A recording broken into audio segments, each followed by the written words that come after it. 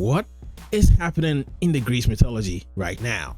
Since the God of War 2018 game came out, God of War has been avoiding what's happening in Greece like a plague. Every moment they get, every chance they get, they run away from it. And when they have to address it, they have to be forced. Like Athena showing up, like Kratos talking about how his powers are gone. They ask Kratos, dude, where are your magnificent powers? And the answer was really simple. His powers are connected to his land, so his land is gone, so his powers are gone. Which is BS, it is cap, because we know that his land is not gone. Okay, that is something that many people have been wondering, and I personally have been wondering about. But we're here to talk about certain clues that tell us that it's far better than we even think. If you're new to this channel, I'm Michael and welcome to Your Theory, and today we're checking out clues that I've called the internet for that proves that the Greek mythology is still thriving and moving forward. To be honest, they are at a very good place and we should feel good for them. After Kratos absolutely wrecked their everything that they had, all the gods, all the demons, all the deities in this planet or in this mythology was absolutely wrecked by our boy Kratos.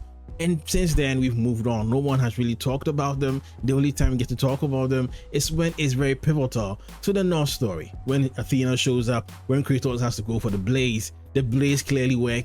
Some of the excuses that they gave in the Norse mythology is that Kratos' powers are connected to the land, and since the land is gone, his powers can't come, right? The shocking, the lightning, the Atlas crash, anything that he had in God of War 3 is all gone because his land is gone. But clearly, the blades work, right? So yeah, but the first clue that I found in the Norse games is that when Kratos and Atreus were going up Tyr's ladder in the 2018 game, they share a really nice moment, a moment where he finds wine from his town or from his land, Sparta, and he tries to share it with Atreus. Now in this scene, there's some depictions on this vase or this jar, and on this vase has the ghost of Sparta with its two blades. But when you look deeper, you realize that there's some architectural stuff going on. There's some construction going on. There's some things that shows that there is things being rebuilt, right?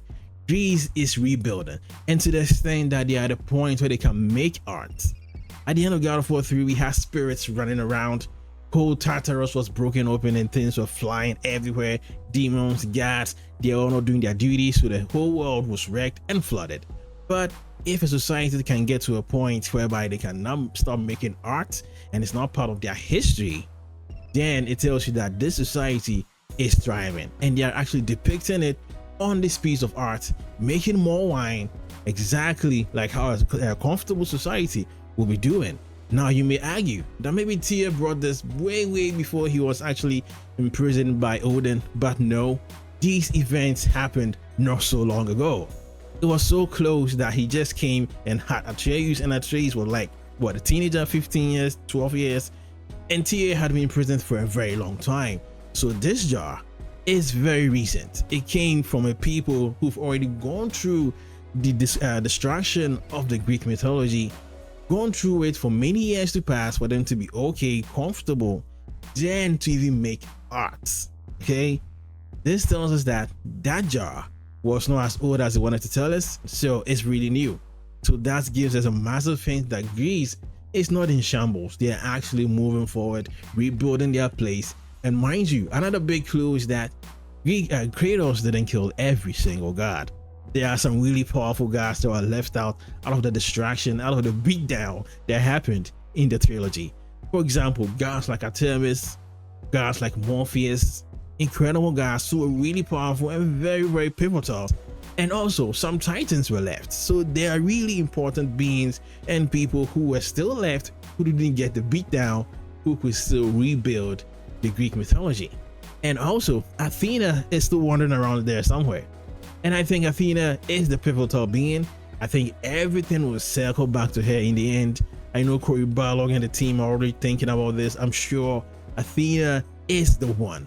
Okay, back in the day I was thinking of a certain theory, but it didn't really work out. But there were two theories, right? There were two prophecies of someone coming to kill Zeus.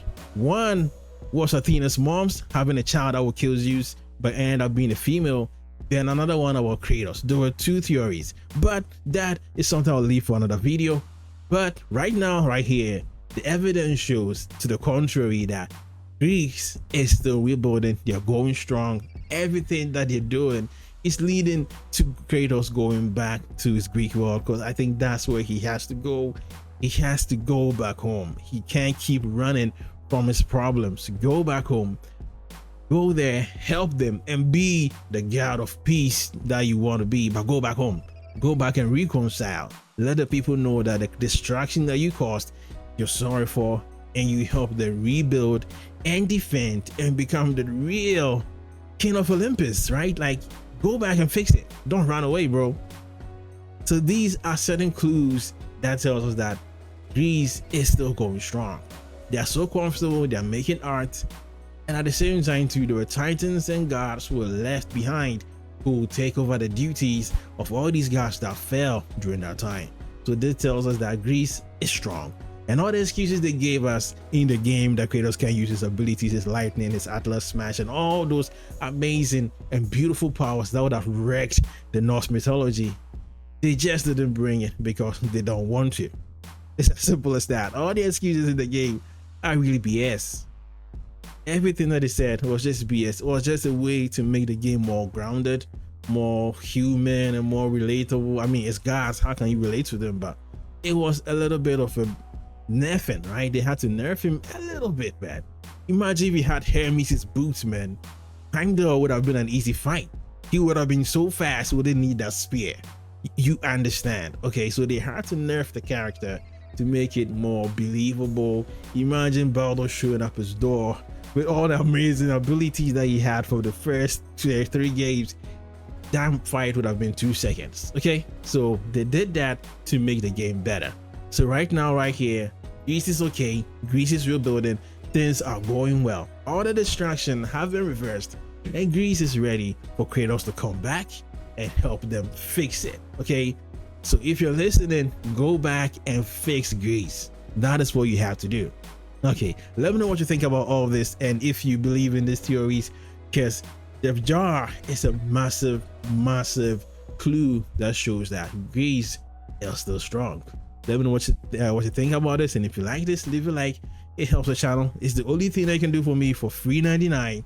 Join the old theory crew, and I'll see you next time.